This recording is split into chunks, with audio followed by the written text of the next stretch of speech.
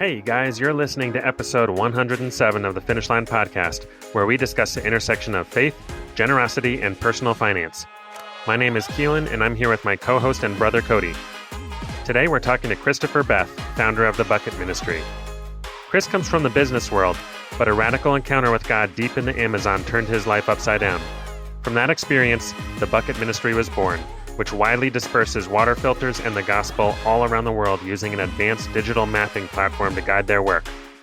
Chris has an incredible story to share, as well as lots of great advice on effective ministry and data tracking. You won't want to miss all he had to share. Before we get started, we've spent years speaking to and learning from some of the most passionate givers and leaders in the world. We've distilled down some of the most impactful frameworks, strategies, and tools into short weekly emails that leave you with practical ways you can take your generosity journey to the next level. If you aren't on the list already, you can sign up for free at finishlinepledge.com. And with that, let's get started.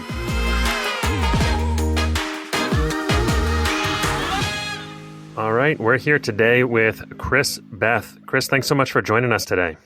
Thank you, gentlemen. I'm so excited to visit with you. So why don't you just kick us off with a little bit about who you are, maybe some of how your story began, some of your faith journey along the way?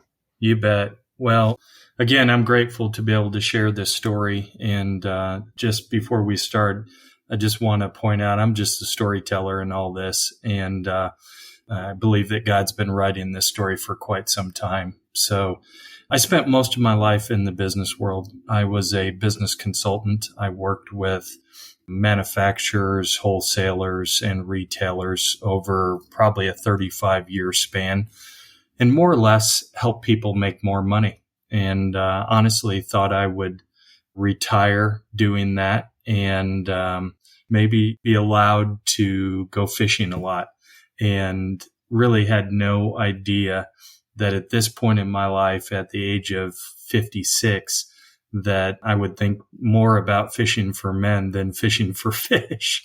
So my life dramatically changed about 13 years ago. And it's just been a series of these radical events that have really started to embolden my faith and teach me more about how to point this glory back to God.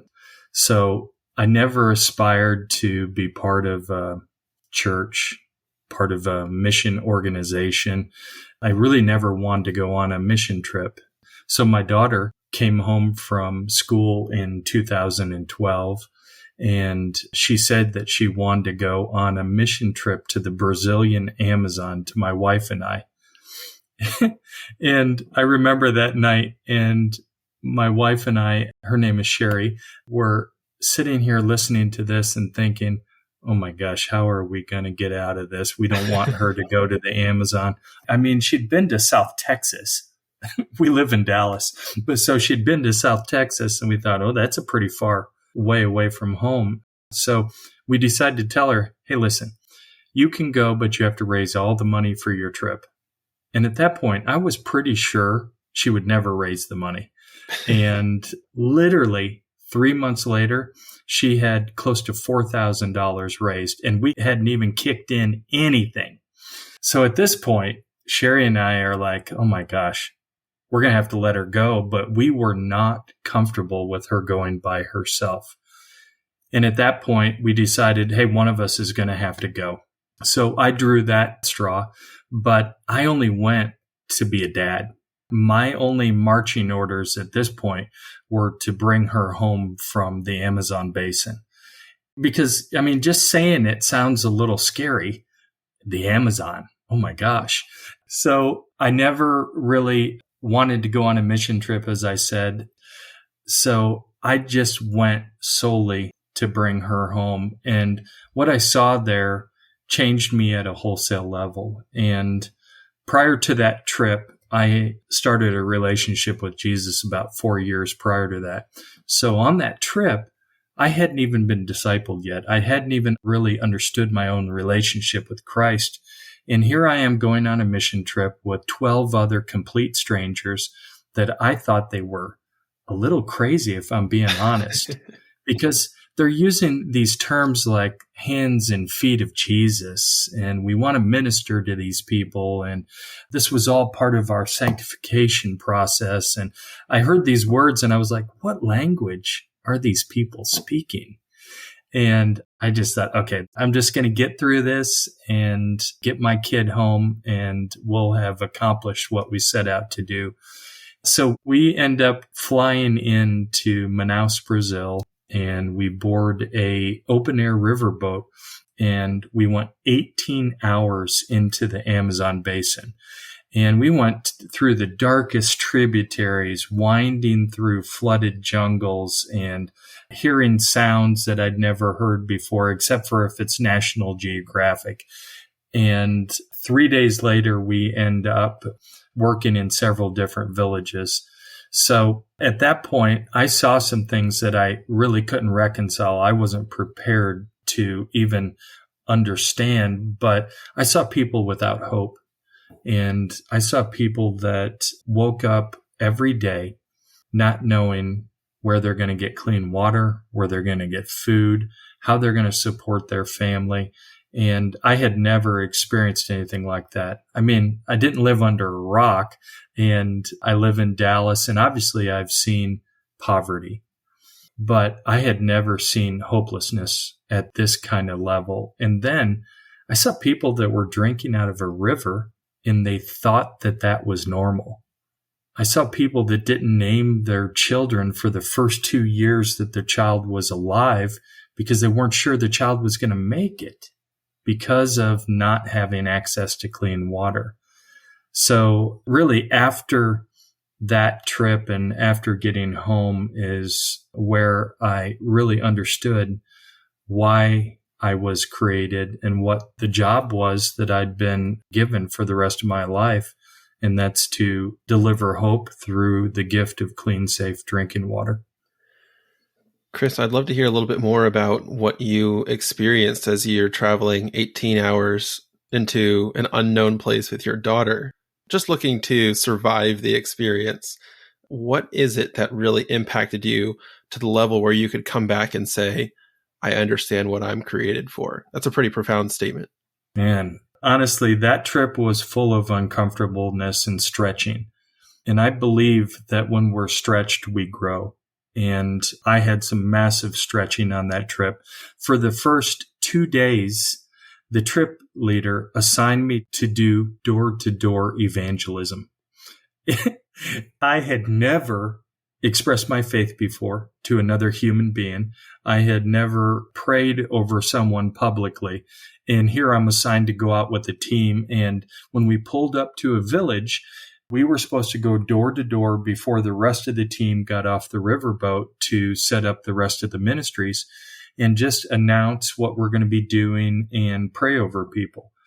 So for the first 2 days of doing that, I didn't say a word. I was so uncomfortable. Number one, it was hotter and more humid than anything I'd ever experienced. And I was sweating in places that you can't really understand. Like, how do your eyelids sweat, right? So we're going door to door and meeting people. And at that point, we would ask them, can we pray over you?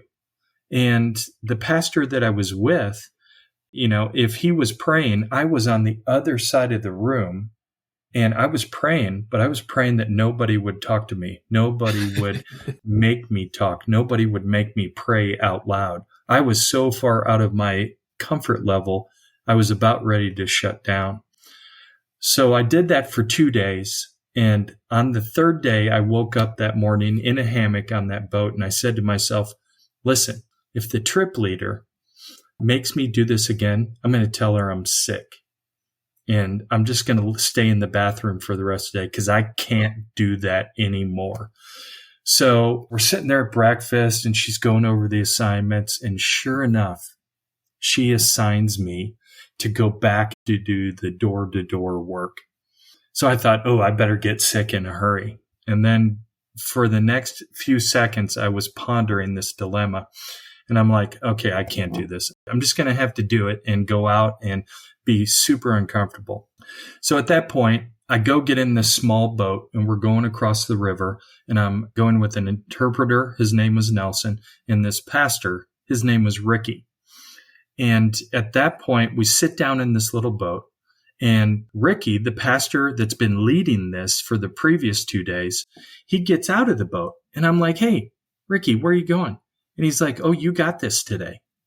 And I remember thinking, what is he thinking? I haven't said a word for the previous 2 days, and he's going to leave me alone to do this? I thought, I'm going to mess this deal all up. So at that point, I wasn't really sure if I was going to throw up or worse. So we're going across the river with the interpreter. And I'm just thinking, man, I can get through this. I'm just going to mimic what that guy had said the previous 2 days and how he had prayed. So we pull up to this house, and it's so surreal because we park the boat on the bank and then we walk across this skinny little plank into their house, and we're warmly greeted by this wonderful Brazilian couple. And at that point, this Brazilian lady looks at me and she's kind of like sizing me up, right? And through my interpreter, she goes, "Are you guys thirsty?" And I was like, yeah, I'm thirsty. I mean, I'm just this giant sweaty American and I'm dying of thirst here. So I start looking around this house that was partially flooded, and there's no refrigerator. There's no water cooler.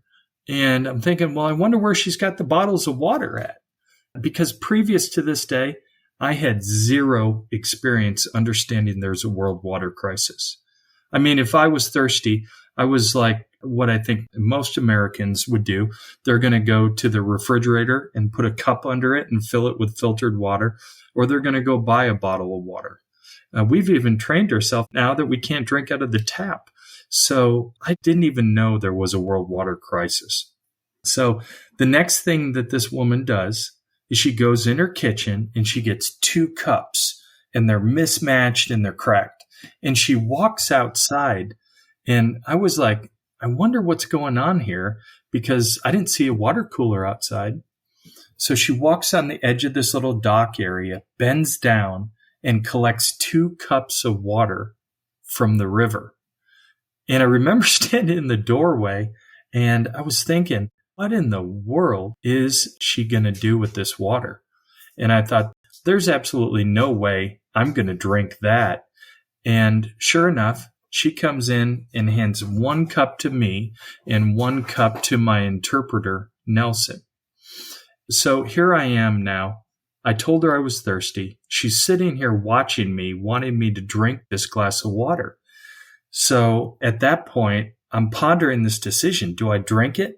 Because if I do, I'm going to spend the rest of the trip in the bathroom. If I don't, she's standing right there watching me, and she's going to think I'm rude. So as I'm pondering this decision, I look out of the corner of my eye and I look to my interpreter, and he's got his hand underneath his arm so she can't see it. And he's giving me the sign, don't do that. So at this point, I realize I can't drink this water, but now the gravity of the situation starts to set in. Now at this point, I realize that this is all they have to drink is this river water, and they think that's normal. So as I'm holding this glass of water, and literally there's things swimming in it, I heard something that I'd never heard before. And I'm not proud of this, but I will tell you, prior to this day, if I ever ran into somebody that said, hey, God gave me this word, or I got this instruction from God, or God prompted me to do this, my reaction, and again, I'm not proud of that reaction, was, really? Did he really stop his day to tell you what to do? And I didn't believe that God would speak to people.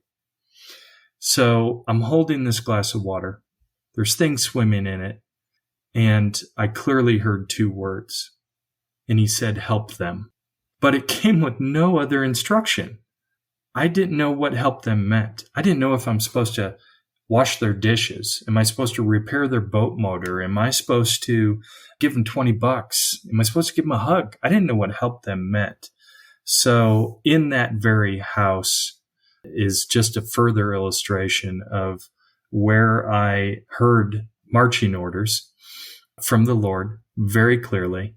And I also learned in more detail why it was created.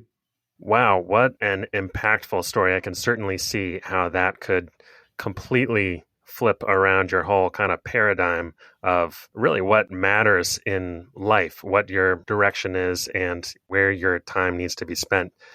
I couldn't help, as you were sharing, this came to mind. I remember seeing somewhere listed your favorite verse from Acts 4:13, I believe.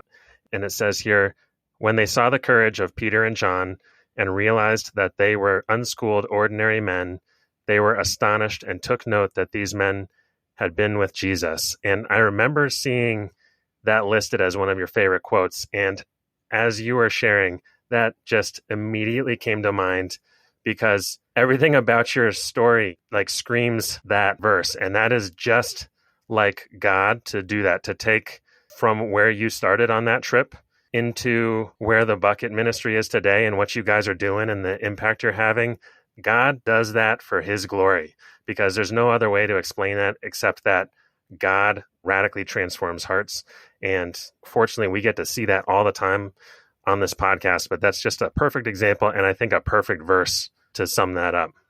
I love that, and thank you for bringing that up, because that about makes me cry every time someone brings that verse up. Because right after I started a relationship with Jesus and surrendered, I thought I ought to read the Bible. And if I'm being honest and transparent, man, it was confusing, that first pass at it. But when I was in the start of Acts, it started to get a little more significant. And then I found that verse. And in there, we see Luke writing about ordinary, uneducated, untrained men. And I thought, holy cow, is he writing about me? I'm ordinary. I don't get any more ordinary. And I'm untrained. I'm uneducated. So I really just saw an affinity there with that verse. And then the last part of it was, and they knew that they had been with Jesus. And I thought, man, that's what I want people to know about me, is that I have been with Jesus. Yeah. I'm sure that I've read that verse before, but seeing it kind of listed out as one of your core verses, I was like, wow, that is really such a powerful message in one verse right there, and such a good, succinct description of how Jesus did his entire ministry and how God loves to work today. So it's cool to see that kind of full spectrum within your story. So we want to get into what you guys are doing today. You guys have certainly figured a lot of stuff out and are doing some really cool stuff now. But before we do that, I'm really curious for this specific gap from you get home, you now have a calling with, maybe 2, 3, 4 words of direction, which is often how those callings tend to come. Where do things go next from there? Where's the early days of how God started to move and pull stuff together? Well, right after we get back from that trip, I had a meeting with the trip doctor that was on that team. And I just wanted to get a little information about the people that he treated so I could understand, is there a real problem here, or am I just perceiving a problem? So I sit down with him and I said, Dr. Casey, can you tell me, of all the people you treated on that trip, how many of them were treated for symptoms of waterborne disease? And he goes, oh, that's easy. I'm like, okay. And I thought he was going to say 0. And he goes, all of them. And I'm like, what do you mean? You saw like 100 people a day. And he goes, Chris, they're all drinking from the river. They all have some sign of waterborne disease. Could be stomach issues, could be headaches, could be rashes, could just be a plethora of things. And I said, so that's normal. And he said, that's their only access to get any sort of water. And in the Amazon, it's even worse, because in the dry season, when the water goes down, the toxins in the cooties in the water get more concentrated because there's less water. So people get sicker in the drier season. So at that point, I started to understand a little bit of the problem. And I started researching, just like we always would. We'd go to Professor Google and try to understand this problem. So I remember stumbling upon some early facts, and one of them was from the World Health Organization, and they cited 785 million people lack access to something I've taken for granted most of my life, and that's clean, safe drinking water. And to put this in perspective, and this is going to get a little ugly here, but I want to make a point. The water in my toilet bowl is cleaner than most people have access to drink right now around the world. So that 785 million figure is a big figure. And again, putting it in perspective, that's more than twice the population of the United States doesn't have clean, safe drinking water. So at that point, this research that was coming back at me was a little overwhelming. And in the early days, I was a little embarrassed that I didn't even know there was a problem. So the more I'm researching, I'm understanding, man, kids 5 and under are the most at risk for waterborne disease. And every day, 700 of those kids perish from something that we can fix really simply. So now I understand the problem. And then I stumbled upon this website called the Joshua Project, and they're illustrating the global number of people that had not heard about Jesus. And I read a figure and I'm like, I don't know, is that even possible? And they said there's 3.1 billion people that had never heard the sweet gospel of Jesus Christ. And they didn't know anything about that redemptive relationship. So now at this point, I understand the water part, and I understand a little bit more of the spiritual part. So now I'm thinking, well, maybe what help them means is maybe I need to go to the Amazon and drill wells, or it's got something to do with water. So I start researching a plethora of water filters, techniques. I thought, well, again, a well is a great option, but in the Amazon, the water level in the river rises and falls 30 feet throughout the year. So part of the year, the well is flooded and then contaminated. The other part of the year, it's not flooded, but it's been contaminated since it was flooded. So a well's not a great option. So I look at biosand filters and all these other different wonderful styles of filters, and I try to make myself an expert. And at that point, my wife and I are up to a camping supply store here in Dallas called REI. And we're looking for some camping stuff, and I'm looking in the water filter aisle because now I'm on this mission to try to find a solution for this task that I've been given. So I stumble upon this filter that's in this impressive looking box. It's made by a company called Sawyer, and they're made in Tampa, Florida, and features a technology called hollow fiber membrane. So I read the specs and I thought, wow, this sounds pretty promising. I don't know anything about it, but I bought 2 of them. And then I go home, I read the lab results, and I'm thinking, wow, this could be the solution. So I say to Sherry, I'm like, hey, I want to run an experiment. And we're going to drink out of the lake, Lake Ray Hubbard. We're going to drink out of this lake for the next week through these filters, and we're going to see if it works. And Sherry's like, what? But she went along with it. And fast forwarding that story, after a week, Sherry and the kids and I could not tell the difference in filtered water through the Sawyer filter and a bottle of Ozarka if it was the same temperature. We couldn't tell the difference at all, and nobody got sick. So experiment passed. But at that point, I started learning more about the filter and found out that it yields 350 to 500 gallons per hour, and that it will last well over 1 million gallons if it's well cared for. And then I started to do the math, and I was asking questions. How much do these people in the Amazon drink? The average household size is 6 to 10 people. And after doing the math, I found out that this simple little filter that attaches to a bucket could last over 20 years. So I was like, oh man, I think we found a winner.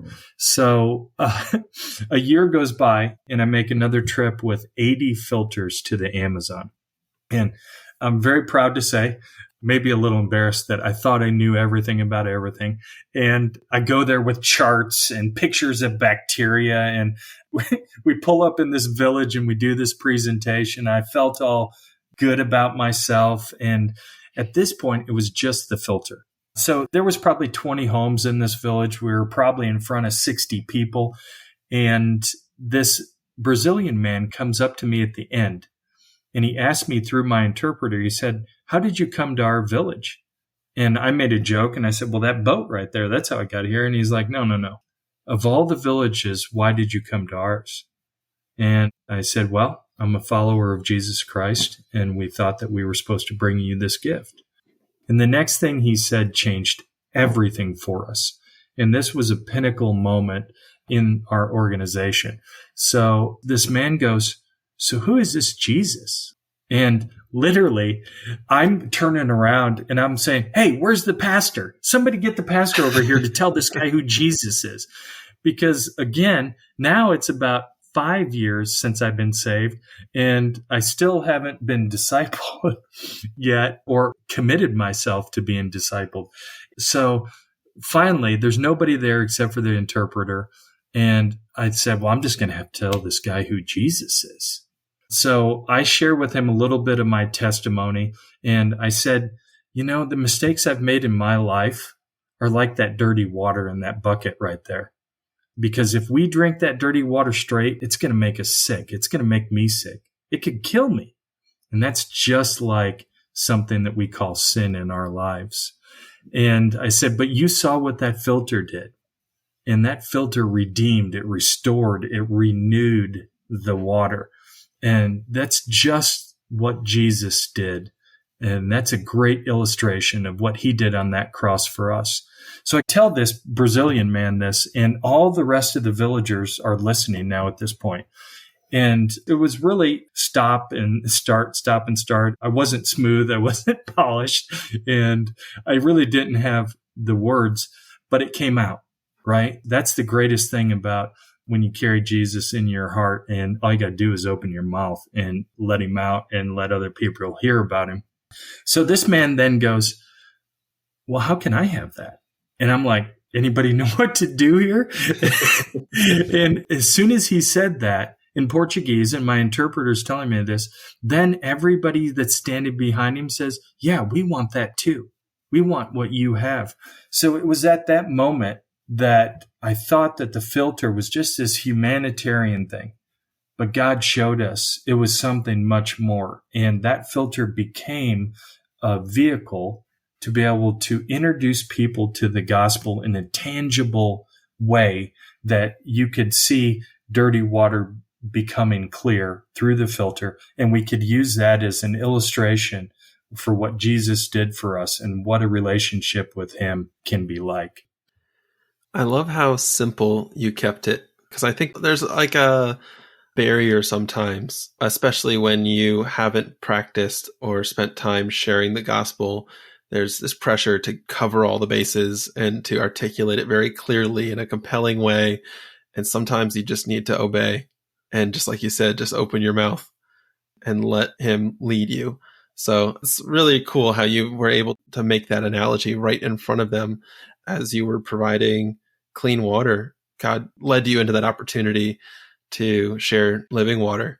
I'd really be curious to hear, as you actually found an opportunity and you found some more clarity around what help them means for you, how does that start to interact with your plan to work as a consultant up until you retire?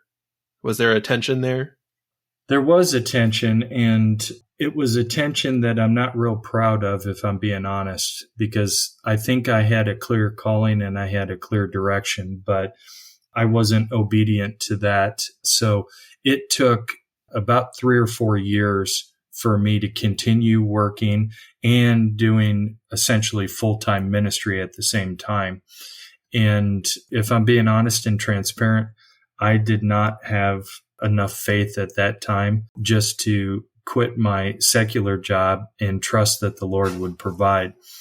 So literally for 3 or 4 years, I worked both the consulting job and was growing this bucket ministry, and we were doing more and more and more work.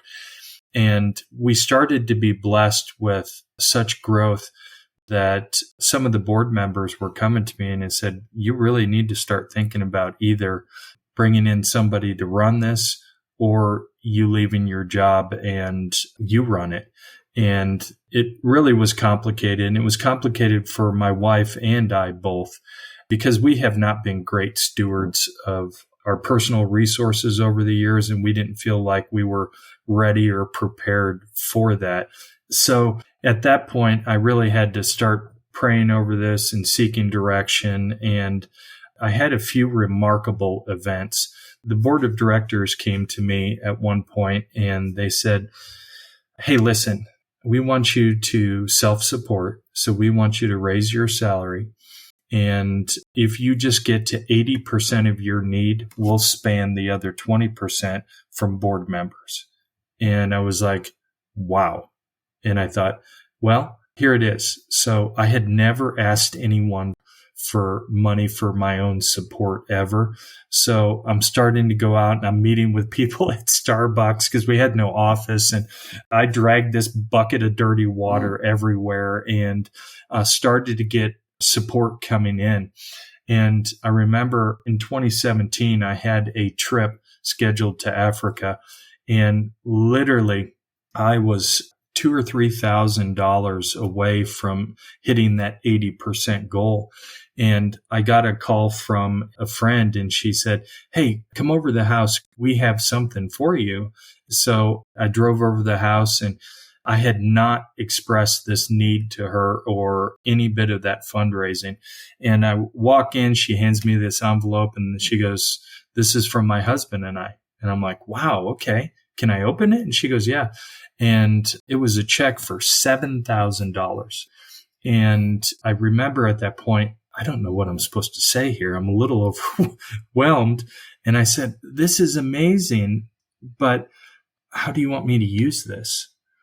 And she goes, well, we've talked and we don't know if you're ready for it or not, but we want you to use this for your salary and we're going to give you this quarterly. Wow. So that was a ridiculous confirmation that I think God showed me that if I was obedient, the money was the easy part for him to do. And then lastly, my employer at that time, we used to run a group calendar and we would schedule out all of our vacation time almost a year in advance.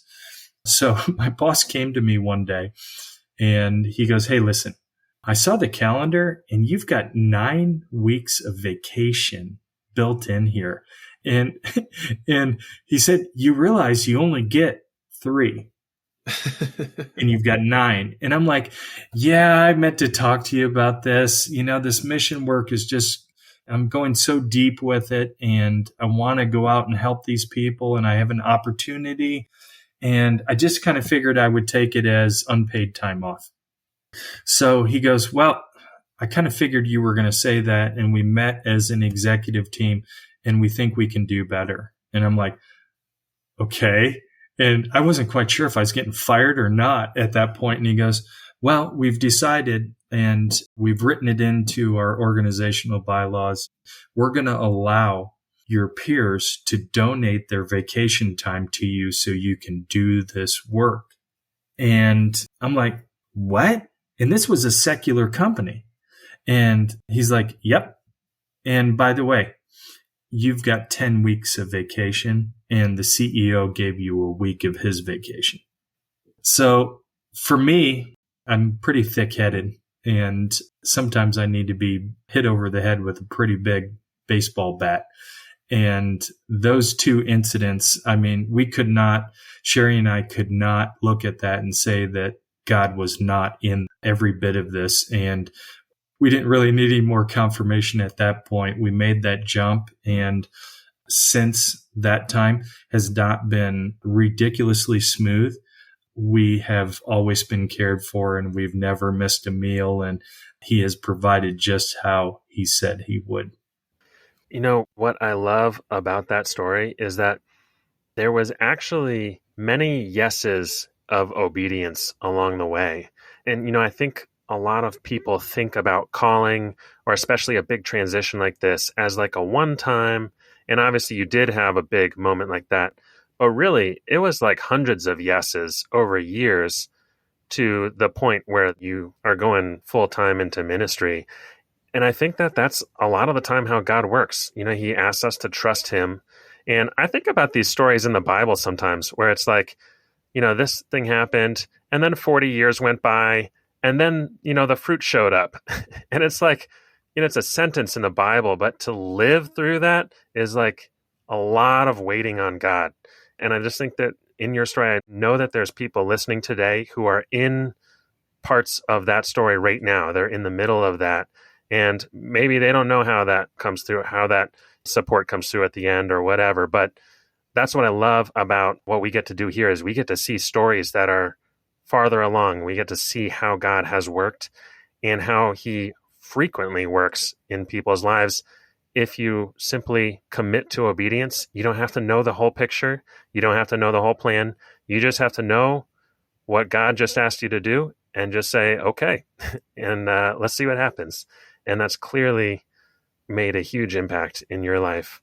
Amen. So maybe you can flesh out a little bit more about what your guys' mission is today. I'm sure much of it is still the same. Some things have probably evolved. And maybe what some of the strategy you guys use today from all the way back in those first two filters to what you guys are doing now. Yeah.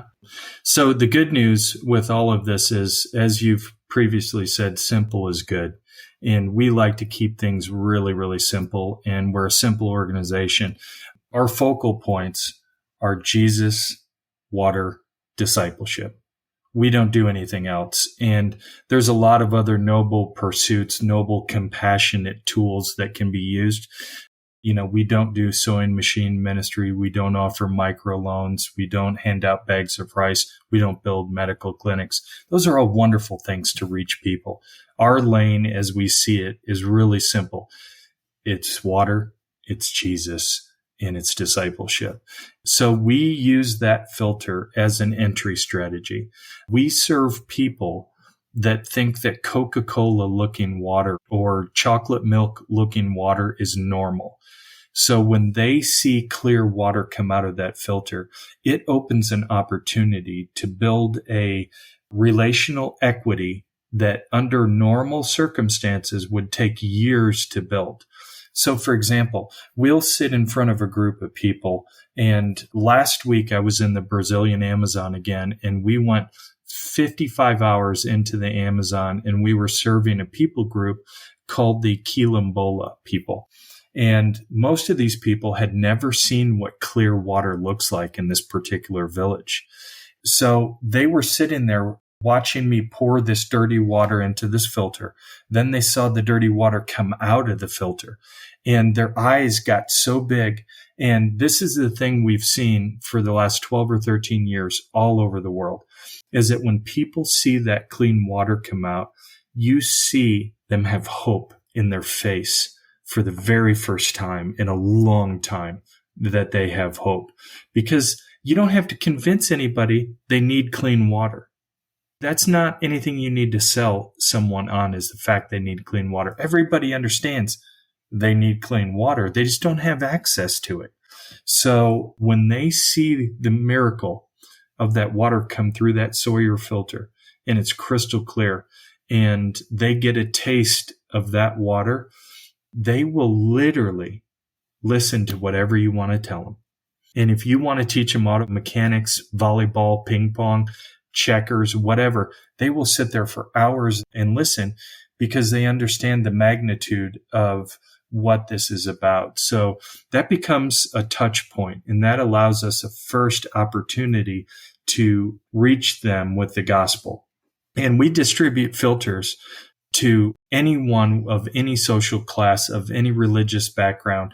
They don't have to raise their hand and say they're accepting Jesus to get a filter. Wherever we work, we blanket filters. We want one in every home because that filter becomes a key that opens a door. And that door might have previously been locked by culture or the unknown or religion. Because when we give the filters away, and we give them away just like the gospel is a free gift, when we give the filters away, we tell people this comes with 2 rules. And 1, you got to promise to clean it. 2, you got to promise to let our missionaries or pastors visit you 3 times in the next 2 months and come in your house, look at your filter, and make sure it's running properly and you know how to care for it. So at that point, when we give that filter away, it becomes this key that we can go into any house and build relationships. And I'll give you an example. We work in some weird places, but one of these more weirder places is in Jos, Nigeria. And in Nigeria, it's the highest population density of any country in Africa and very high Muslim population. And there's a ton of infighting. You've got Boko Haram, you've got these Fulani, and they're just beating each other up all day long. So it's a very hostile environment. It's a hostile environment to the gospel. So we work in these villages in near Jos that are radical Muslim villages. And I didn't know anything about what this was prior to this. Somebody said radical Muslim. I thought these guys are walking around with skateboards or something. I had no idea what that meant. But the first village I visited, there was a guy at the gate with a rifle. And he decides if he's going to let you in or just shoot you. So can you imagine that environment? I show up. Hey, I'm Pastor Chris. I'm here to tell everybody in the village about Jesus. Can you imagine what's going to happen in that situation? But when we have a filter in every single home in that village, I show up, and I'm using this as an example. We have local missionaries and pastors do the work. But let's say I show up, hey, I'm Pastor Chris. I'm here to check on your filter. And every single door opens because they're expecting us to come to their house to check on their filter. And the cool part of that is what we do with the filter is really no different than that first interaction that we saw. It starts a relationship, and people want to be followed up on. And you see a lot of compassionate tools that we use all around the world that these tools are used. But where many people go wrong with it is they don't do the follow-up afterwards. So because there's a filter in every home, we're invited in every home. And since we're invited in every home, we can start personal relationships with these people and earn the right to share the gospel with them and earn the right to disciple them if they come to faith. So that's been our process for a better part of 12 or 13 years. And while we've made some technological advances in the way we monitor and evaluate our own work, the initial process is the same. So we identify a village, a city, a town, whatever it may be. We assess those homes. We put digital GPS pinpoints on the homes. We interview each homeowner so we know what's going on in the home. We know if there's a problem. We identify the language that they speak in. And then we do water testing, and then we assess local churches to see if there's any like-minded partners. And then we start blanketed distributions into those homes. And the cool thing is, it really hasn't changed an awful lot. We've developed some best practices over the years from failures. And those failures have been a great education on how not to distribute a water filter and do this work. But the original thing that we saw in that village when we brought filters in that first time is still the same way that we work. We make an introduction, we show people how the tool works, and we let God really have the rest of it. Well, Chris, you come from a business background and you talked about metrics, and I think it's an important part of a ministry like yours is to be able to actually measure and demonstrate the impact that the organization is having. And I would imagine people who donate to the Bucket Ministry are invested in seeing those donations be put to good use. Can you share a little bit more about how you actually track the impact and how that's actually affecting the end users? Yeah. Let me back up and start with how we used to do this and how many organizations do this. And, how we used to work is, let's say I have a missionary and his name's Bob and he works in Uganda. I would text him on WhatsApp or whatever the texting platform is and say, "Hey, Bob, what'd you do this week? What kind of work did you do for us this week?" And he would text back. He might even send some pictures, but there was zero accountability. So let's just face it. We work with broken people. Doesn't matter in America or elsewhere. We work with broken people. So that was the system that we used. And we mirrored that off of what we saw other organizations doing. Because again, I don't come from a ministry background. So I had to try to learn this from other organizations. And we saw that level of communication being normal. And honestly, the more I saw that, the more it bothered me because I could not prove if work was happening. And then what also happened, and we compound that, and not only could I prove that work wasn't happening, I couldn't prove to the donor that's paying for the work that I used their money well. And it started to mess with me, if I'm being honest. So in 2018, we got introduced to technology called GIS. Geographical Information Systems. And this technology has been used around the world to plan city developments, to track migratory waterfowl. And it's using this spatial technology to be able to map and then create databases so you could monitor any sort of process, let's say. So Sawyer, the filter company, introduces us to this technology, and I thought, this is complicated, it's expensive, it's got no place in ministry. And then 6 months goes on, and they help me understand the value in it, and we start to invest in it.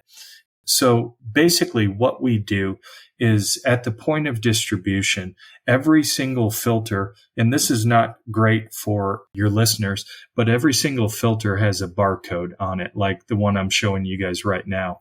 So at the point of distribution, all of our missionaries and pastors in these countries have some sort of a smartphone. And at the point of distribution, they scan that barcode and it opens up a survey that we collect data from the recipient live on the spot. And we ask the recipient, how many people in the family? Do you attend church? If so, what's the denomination? We ask them, what are your symptoms of waterborne disease? And so we ask them a few introductory questions, and that becomes our baseline. And then we take their picture holding their filter.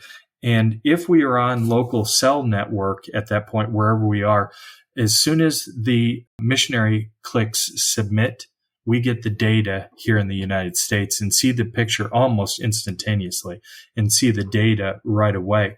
And then when we go back for follow-ups, and we do 3 follow-ups on every filter that's been distributed. And when I say we, it's not by me, it's not by Americans, it's by indigenous missionaries and pastors that are already serving in mission fields in these places where we work. So when we go back for one of these 3 follow-ups, we go ahead and scan the filter when they enter, scan the barcode on the filter when they enter the home, and then we collect updated data. And we find out, how are they doing physically? Are they growing healthier? Are they using the filter properly? Are they growing healthier? And then we start to assess their spiritual nature. Is there anybody in the home that is a follower of Jesus? If not, we share the gospel and we document that on the technology. And then again, that data comes over to us and we monitor and evaluate that data. So all this data that's coming in, it's doing a multitude of things. But one of the greatest things, it gives us a report card. We know, are people growing healthier physically, and are they growing healthier spiritually? Are they growing closer to Christ in this process? And we're able then to submit that data and package it in a way that it's consumable by a donor, by a partner, by a sponsor. And we can provide them with dashboards that shows them actual GPS pinpoints of where every filter they've sponsored has been. And then if they elect to be in our sponsorship platform, what ends up happening is, let's say somebody says, hey, we want to sponsor a family in Uganda. And it costs us roughly $50 to provide a family in Uganda with 20 years worth of clean, safe drinking water and the gospel of Jesus Christ. So that sponsorship will sit in a digital queue. And then as soon as that filter is distributed in Uganda, the barcode is scanned, that will immediately be digitally linked to the sponsor. And then that sponsor is going to get a text and an email from us with a live picture of the people that they just helped. So we're able to not only show sponsorship like that, and which helps for partners and donors to know that we're using their resources appropriately, but it also allows us to manage the work at a very high level, leveraging technology. So every single day, I get a report of all the work that happened the prior day in a multitude of countries. And we know the country, we know the village, the data collector, the type of interaction. Was it a distribution? Was it a follow-up 1, follow-up 2, follow-up 3? And then did we share the gospel in the house that day, and how many people did we share it with? And then what we will also see at that time is we will see, did we teach a discipleship lesson? If so, which lesson? Then lastly, we will see how many minutes did the missionary spend in the house? So what all that data becomes and what that practice becomes is not only a great way to inform donors and sponsors real time of work happening with exact GPS latitude and longitudes, but it provides an accountability system for us that we know every missionary pastor that we support to do this work, we know exactly when they're working, where they're working, what lessons they taught. And it's all driven off of a process that if anything happens in the field, the barcode has to be scanned. So we've taken a little bit of business accountability and applied it to ministry in a way that we haven't seen a lot of ministries using GIS or monitoring or evaluation like this in this manner. Yeah, I mean, that is an extremely detailed and well thought out system that I would love to see that become the gold standard for how specifically for gospel missions work is executed. Because we've heard from many organizations, especially like charity evaluator organizations, that it's actually a lot easier to measure things like food distribution or water or things like that, where there's a tangible passing of some kind of physical item than gospel interactions.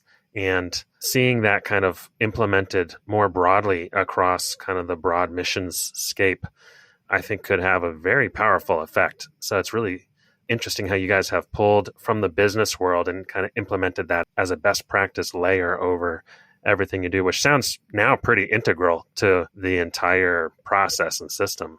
It is. And it also allows us to find new friends that want to help us do this work. For example, we're partnered with the Jesus Film Project, and we use their clips as video discipleship tools that our missionaries will be in a home and they'll show a clip on Philip and the Ethiopian eunuch, and they're talking about baptism, right? So we're able at that point to be able to show the Jesus Film Project exactly where that clip was shown, how many people saw it, and what the results of that lesson were. And we can provide them with dashboards. So not only using it as a management tool for us from a campaign basis, but now we can give this data to our partners. And honestly, this helps our partners raise more money so they can help us more. So it's just this beautiful thing. So we just see it as a kingdom process that we would really like to be able to share with other people, this tool. But it's tough being an early adopter sometimes, because at a certain point, people look at it the way I did. It's expensive, it's complicated, but in the real world, it allows donors and partners to have more confidence in what we're doing because we can prove the work down to GPS pinpoints and show them live pictures of the interactions. Chris, like I mentioned before, I just love the simplicity of the model and how it's Jesus-centric, and it meets a really practical, urgent need for people all over the world. And you're able to measure and demonstrate that. And that's very, very exciting. And I'm glad that you answered the call. When you think about the next 5 or 10 years, what are you most excited about? Well, we have been blessed to be able to say yes to some very large campaigns that an organization of our size probably doesn't have any business wading into. So just as a way to illustrate this, we're working in a slum in Nairobi, Kenya called Kibera. This is one of the most notorious slums in the world, and it's 3 square miles and roughly 408,000 people living in abject poverty. So we counted every home in the place, and there's 95,228 homes. And this December, we will have finished that project, God willing. We're on track to finish in December, and that's roughly a $4.8 million project to bring clean water in the gospel to 408,000 people in 3 years. So really what I'm most excited about for the next 5 years is the scalability of what we're doing. Because we're investing in local missionaries, local pastors, we as an organization can move a lot faster and go a lot deeper. And because we're also highly leveraged on technology, using technology to hold ourselves accountable, hold our partners accountable, and be able to show our donors where their money is going, it's given us this ability to scale and to reach bigger and bigger people groups and or campaigns with geographic boundaries much faster than we ever could. So we're starting to look at a lot of these inner city slum areas in a lot of countries that the story of people, how they end up in these places, are almost identical around the world. I was in one in Manaus, Brazil last week, and the story of people, when I asked them, how did you get here? Is they said, we came to the big city seeking prosperity. We couldn't get a job. We had to have a place to live, and this was the cheapest place to live. And everyone's story around the world and how they got in the slum is almost identical. And we're really starting to develop a heart and a methodology to reach these people that are highly marginalized.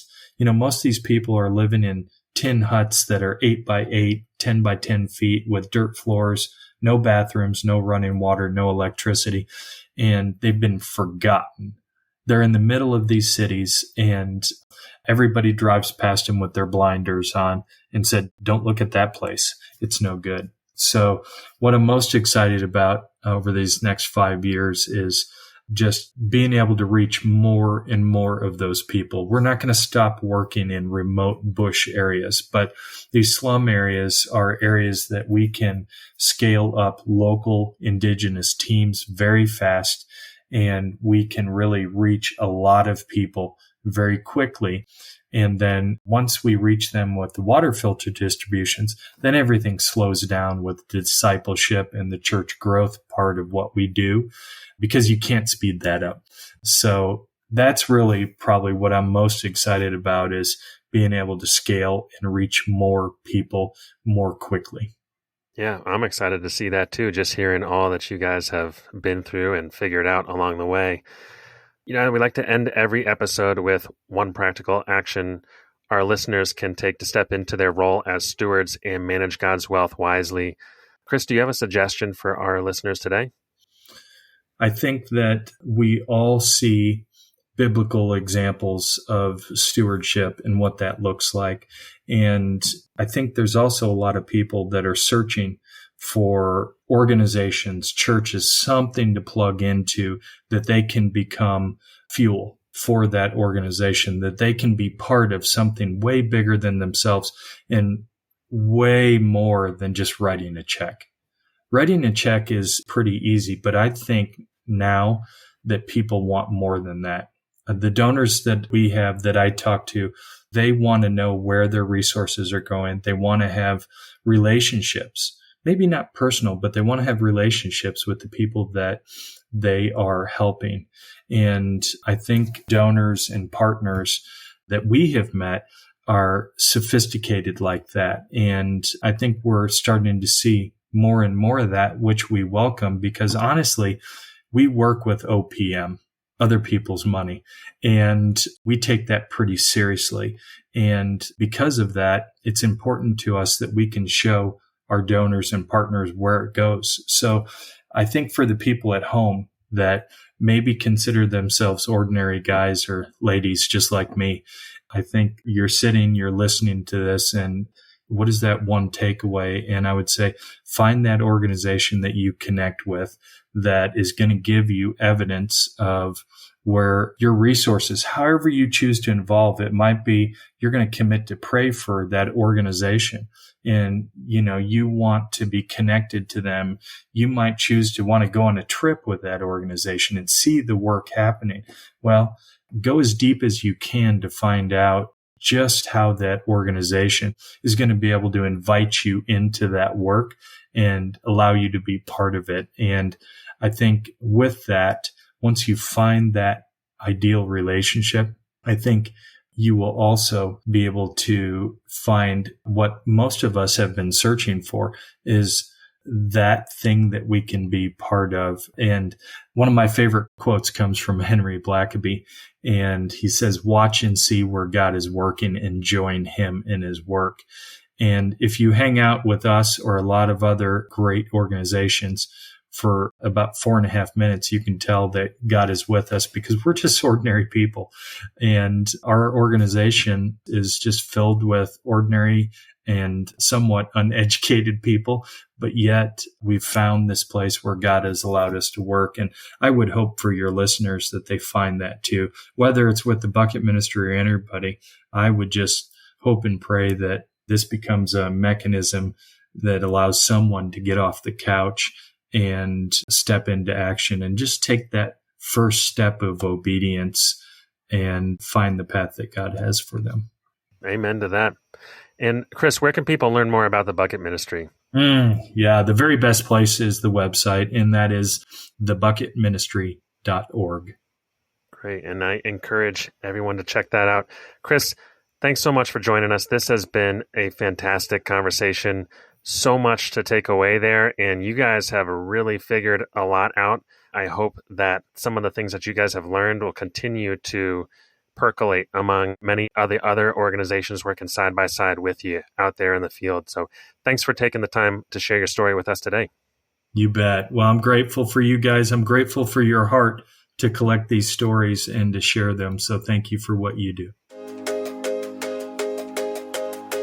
Hey, thanks so much for listening to the show, guys. If you want to find any links or references from today's show, you can always find them in our show notes at finishlinepledge.com/episode 107. Before we finish up, I have a quick question for you. Have you ever stopped to answer the question, how much is enough? A financial finish line is designed to help you do just that. Our 90-day Finish Line Pledge breaks down the process into 3 easy steps. Step 1, define how much is enough for you and your family to spend in a single month, and use that as your monthly spending budget for 90 days. Step 2, as God provides money to manage, set aside any margin outside of your finish line into a separate bank account. And step 3, after 90 days, explore the many ways you can use that margin you've set aside to create joy, purpose, and impact in God's kingdom. Want to learn more? Check out our website at finishlinepledge.com. That's all we have for today. We'll see you next time.